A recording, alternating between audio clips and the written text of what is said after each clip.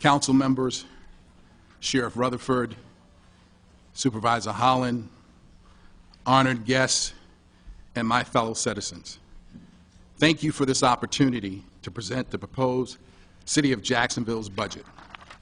But let me begin by congratulating President Gulliford and Vice President Clay Yarborough for their new roles and responsibility for this coming year.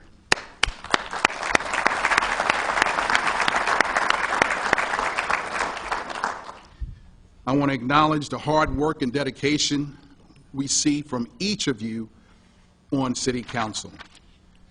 A new council year is an opportunity for renewal.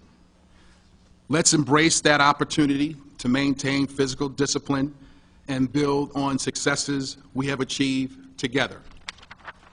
For the past 2 years, we've worked together to solve significant shortfalls without raising taxes or tapping into our reserves. The citizens of Jacksonville sent us here to make the tough decisions, and we're getting the job done. Just last week, the Fitch Ratings Agency praised our city for its excellent fiscal track record. Prudently managed is how Fitch described general fund operations. Fitch also acknowledged that we have consistently added to our city budget reserves. But we've done more than make tough choices. We've worked together to lay a strong foundation for economic growth. We've worked together with Governor Scott to help incentivize major economic development at companies like Bank of America, Corey Thunder, Deutsche Bank, Digital Risk, and SunGard. These are powerful investments in economic security. Average salary ranges from $45,000 a year to more than $100,000 a year. We're not just growing jobs, we're building confidence in our workforce, showing the world that Jacksonville is open for business. We're getting it done because we're working together. Everyone is working together. The chamber, the council, the state, the business community. That's the value of public-private partnership. And we're getting results too. Jack's Chamber released numbers last week showing 16 companies announced major economic improvement plans, creating 2,635 jobs for our region. This is just in the last 6 months. It's the fastest economic growth we've enjoyed since 2006. No one person did that. We did that. We did it to create opportunity in our city. Together, we created a new Office of Economic Development and streamlined the process to help put Jacksonville back to work. Together, we created the new Downtown Investment Authority to focus on revitalizing businesses in the core area of our city. Together, we refinanced more than $1 billion in debt and used the savings to invest in downtown revitalization and countywide economic development. Those actions have paid dividends.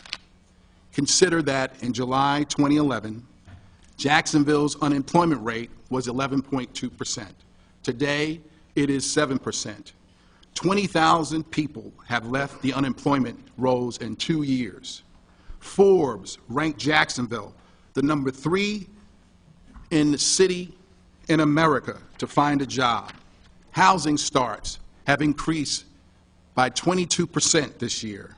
And the census tells us we've grown 15,000 residents over the past 2 years.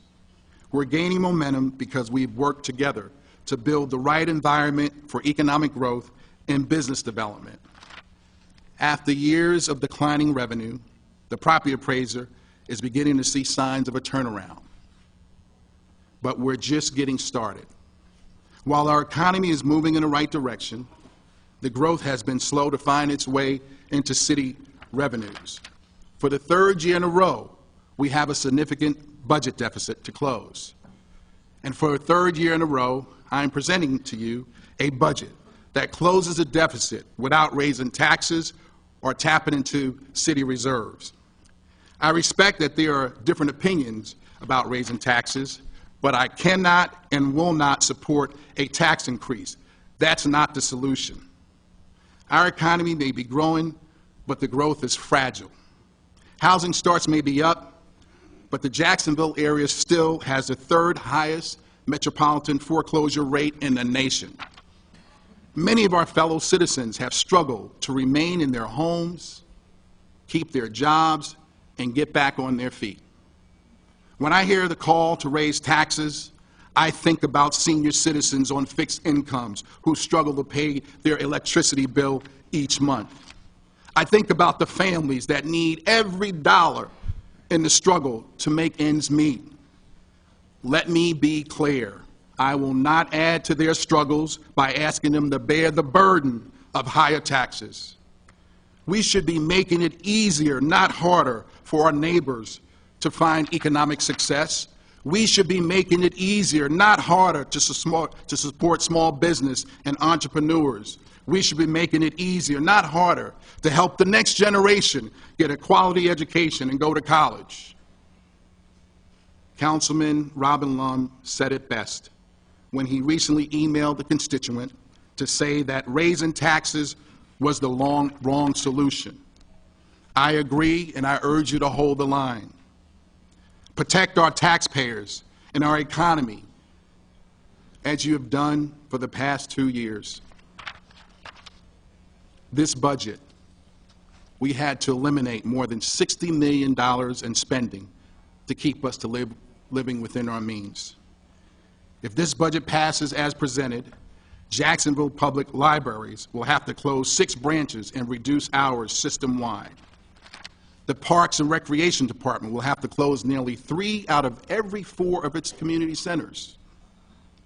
It would have to close half of our city swimming pools. We would have to cut nearly $100,000 from our youth summer camps. And we would have to cut $150,000 from our Summer Night Lights, a program that helps keep kids off the streets and out of trouble with the law. The Jacksonville Fire and Rescue Department would have to permanently close 3 fire stations. Chief Marty Senefit has described these cuts as catastrophic. Jacksonville Sheriff Office would have to lay off hundreds of public safety officers. Sheriff Rutherford said that such a reduction would be a violation of public safety. He's right. I don't want to make these cuts. You don't want to make these cuts. They are unacceptable for the long-term good of our city and our neighborhoods. Tax increases are not the solution. Deep spending cuts are not the solution. The solution is reform. We must reform our city retirement system. This is our biggest challenge. A decade ago, our city annual financial contribution to police and fire pension fund was less than $10 million. In this budget, it is $148 million. We are obligated to spend $181 million in total on our 3 retirement plans, just short of 20% of our general revenue fund. The Fitch Ratings Agency described the city's current pension liability as a key credit concern, a threat to credit quality. Last year this time, I told you that I would unveil a retirement plan by the end of 2012, and I did.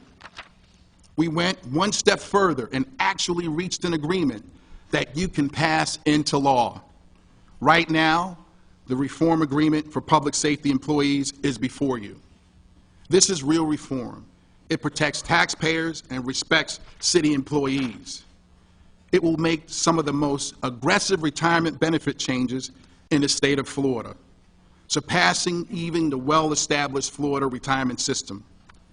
The Fitch Rating Agency says our reform agreement is a positive that will help stabilize the city's pension burden over the long term. It will save taxpayers $1.2 billion over 30 years. That savings include $45 million in the coming year budget alone. That's enough money to prevent most of the difficult cuts we're talking about today. But this is not just about 1 year's budget. It's about our future. It's about our kids and our grandkids, their hopes, dreams, and aspiration. It's about creating a future unlike any other for the next generation. Over the next 5 years, the difference between passing retirement reform and not passing retirement reform is nearly $100 million in the city budget. Imagine if we had $100 million to invest in our city's future. Let's pass reform so taxpayers can benefit now, well into the future. Let's pass reform so our hardworking employees can stop wondering with anxiety on how the issue will be resolved. Let's pass reform so that Sheriff Rutherford and Chief Senatford can retain and recruit without uncertainty about pensions complicating that task. Let's pass reform so we can maintain and enhance our city's already strong credit rating. Let's pass reform so that we can head off the years of costly litigation. Retirement reform will be an historic step for Jacksonville. It will show that together we made the right strategic choice. It will show that we're acting with vision and conviction. It will show that we're taking Jacksonville to the next level. Let's discuss the next level. I've talked about the next level a lot in the last 2 years. It's not empty rhetoric. It reflects my sincere belief that we're on a journey that will elevate Jacksonville to its rightful place as one of the nation's greatest communities. What does that mean to go to the next level? First, taking Jacksonville to the next level means maximizing our unique economic assets. It means working to set the right tone and show the world that we will build strategic partnerships that will guide our city well into the 21st century. Perhaps the best example is our port. Our port links Jacksonville to the global economy. Previously, we've worked with former Transportation Secretary Ray LaHood, CSX, the Chamber, Jacksport, the state, and our congressional delegation. We brought everyone to the table to win a $10 million Tagger grant. And now, I'm proud to help lead efforts to solve the Mile Point challenge. Once we solve Mile Point, we will make this powerful economic engine even more competitive. We've worked with Governor Scott. We've worked with the business community, the legislature, and Congress. And I'm confident we're on the brink of a solution. Let's make our port one of the most competitive in the world and build good-paying logistics and port jobs. Our actions through the Tagger Grant and Mile Point support that goal, and we're seeing results. But as we focus on large initiatives like the port, we must not forget our future economic success hinges on our ability to grow small business and empower entrepreneurs. This year, our city was rated as 53rd best city for small businesses in the nation out of 102 major markets. Taking Jacksonville to the next level means not being satisfied in the middle of the pack, but striving to have one of the best small business climates. That's why this budget includes a line item for a new Office of Small Business and Entrepreneurship. In these difficult fiscal times, we have only budgeted $1 to get started. We will find foundation and grant support for this important initiative. And working with Jack's Chamber and other small business advocates, we can take Jacksonville to the head of the pack. Taking this city to the next level means continued investment in our military and veterans community. Nearly $12 billion economic engine. We've developed working relationships with influential people like Secretary of the Navy, Ray Mabus, and VA Secretary Eric Shinsetsky to advocate for Jacksonville. We saw a new VA clinic open near downtown early this year, and we have a major buildup at Naval Station Mayport, starting within months. But the next level especially means protecting the brave veterans who have fought so hard to protect us. And that's why I'm committed to eradicating homelessness among our veterans. No one should spend a night on the streets of a nation they pledged their life to defend. We recognize that, we feel it in our hearts, and we're taking a serious step towards solving the problem. We are joined today by two very special guests. I want to take a moment to introduce to you Moses Scott and Curtis Brown. Both are U.S. Army veterans. Let's take a moment to thank them for their service to our community.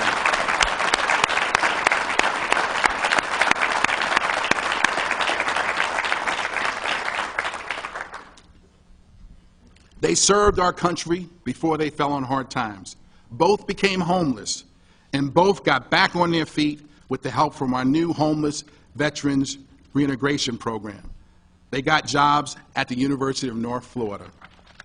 And they are just two examples of the great work of this successful new endeavor. This year, we have helped nearly 120 homeless veterans in Jacksonville. 49 now have jobs, and 46 have been placed in the transitional or permanent housing. We got it done at no cost to the city. Because we succeeded, the U.S. Department of Labor recently renewed a $218,000 grant for the Homeless Veterans Reintegration Program. Taking Jacksonville to the next level means taking real steps to benefit the quality of education. We all appreciate our working relationship with Superintendent Vitti and the school board. They do important work each and every day to improve our school system and educate our children. City government can partner in preparing our students for the future. That's why I created the first Office of Education Commissioner at City Hall, and it's why it has pursued critical initiatives like Learn to Earn at no cost to the taxpayers. Learn to Earn is a program that helps promising young people from at-risk neighborhoods spend a week on a college campus to encourage them to seek a higher education after high school. The first year of Learn to Earn exposed nearly 200 students from 25 different Jacksonville zip codes and 30 schools to an incredible possibility that they could be the first in their family to go to college. 4 in 5 of the students qualified for free and reduced lunch. Learn to Earn enters its second year on Sunday. We'll continue to help young people just like we did last year. I want Jacksonville to be a city with more college-educated people. As it stands, 1 in every 4 people here over the age of 25 have a college degree. It's nearly twice that in some major American cities. To take Jacksonville to the next level, we need to do everything we can to raise this. I say let's aim for 50%. Let's double the number of college graduates in our city. Let's keep pushing for a 100% high school graduation rate, too. Even if it takes years to get there, we can plant the seed today. Sending more people to college to enhance our workforce takes our city to the next level. Taking Jacksonville to the next level means partnering with our not-for-profits to create solutions that make an impact. Early this month, we've launched a long-awaited Jacksonville Day Resource Center to help the homeless people find the help they need to help themselves. It didn't happen because of one person. It happened because of our not-for-profit, the faith-based community, the business community, my administration and council work together. We will continue to seek new partners to benefit education, our parks, and our services. And we continue to work hard every day to run an effective and efficient city. We care about our city. We all care and will do whatever it takes to grow our economy and improve our quality of life. We have an opportunity to seize the moment and help our city prosper. We can continue to build a better future for the next generation. There are no problems we cannot solve when we work together. When we work together, we will continue to put people back to work. We will find housing for the homeless and jobs for the jobless. When we work together, we can continue to invest in our port and deliver important services to our military and veterans community. We can improve our neighborhoods, our parks, and our quality of life. Let's work together and make it happen. When we work together, we can lead with purpose, passion, and power. I believe we have to have faith in each other to make the tough choices and to partner for the future of our city. In Hebrews 11:1 says, "Now faith is the substance of things hoped for, the evidence of things not seen. As a man of strong faith, I believe that with God all things are possible, and to whom much is given, much is required. Thank you for allowing me to be here today to present the budget. May God continue to bless all of you as you lead this city in your rightful place. May He continue to smile upon you and empower you with wisdom, love, and compassion. And may God continue to bless the great city of Jacksonville, Florida. Thank you, and may the work begin.